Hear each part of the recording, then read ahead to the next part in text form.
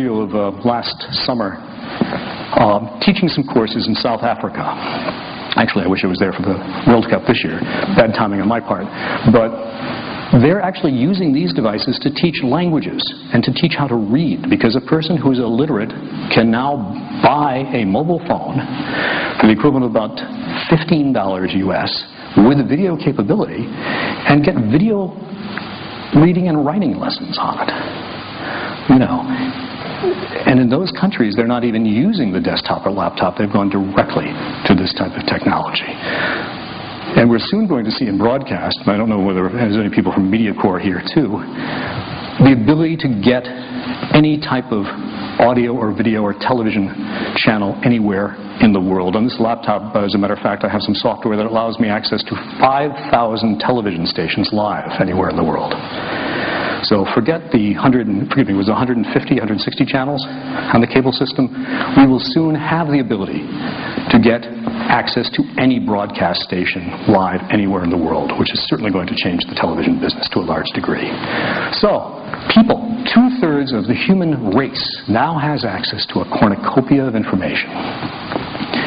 And I don't know if there's any historians or academicians in the audience, but if there is a change in media that's even larger than the internet, the mobile phone, or any one of these devices, this is it. Within our lifetime, we have seen a revolution in media.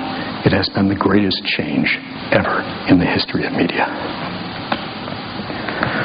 For our businesses, or for education, or from commerce, it has many ramifications, because with so large a change, so profound a change, it obviously has to have dramatic effects on society, on culture, on business. I was talking with somebody about marketing earlier today, on almost every sphere of human activity. An era of pervasive information. That's where we live right now. That's 2010, this decade we're starting, which will be different in terms of media and the ability of people to get information than any time in history. Certainly social media. I haven't seen the Facebook, for instance, figures for Republic of Singapore. Does anyone happen to know at the top of their head what the percentage of people on Facebook is now here? How many people are actually on Facebook? I'm using that as an example here. Or social media sites. Okay, it's funny. There's like one or two, and then all of a sudden hundreds of people raise their hands. Okay, you can admit it. It's all right on it. I know there's some people actually talking about tweeting on here and doing Twitter out of this talk here. But that is certainly a new change, and a change which will be permanent in terms of the fabric of media, of how people get together. Most of what we know, for instance, about the earthquakes last year in China, or the election and revolt in Iran, comes not from professional journalists, but actually from people who have actually had mobile phones or have had access to social media and reporting behind various layers of censorship. It's changing how people unite and how they get together. In the Ukraine, Moldova, many of the European countries, people now are staging political movements by mobile phone, congregating, organizing things. It's changing politics and culture in ways that we are just starting to fathom. And often in lectures in my classroom, and I know I have at least one of my students here, a Singaporean graduate student, I'm hoping he's in the audience right now, who I taught this past semester,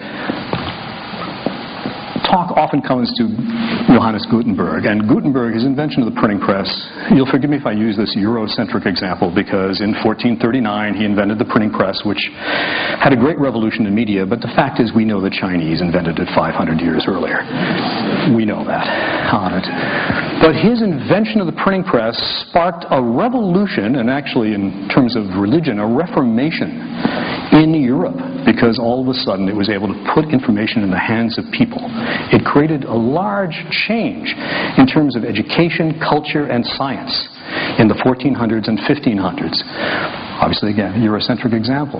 But if his invention, which was able to create a number of, I think the figure was 10 million Bibles within 15 years, 10 million publications, excuse me, I shouldn't say Bibles, it was primarily Bibles, but publications within 15 years, was able to spark a major change in history in that part of the world.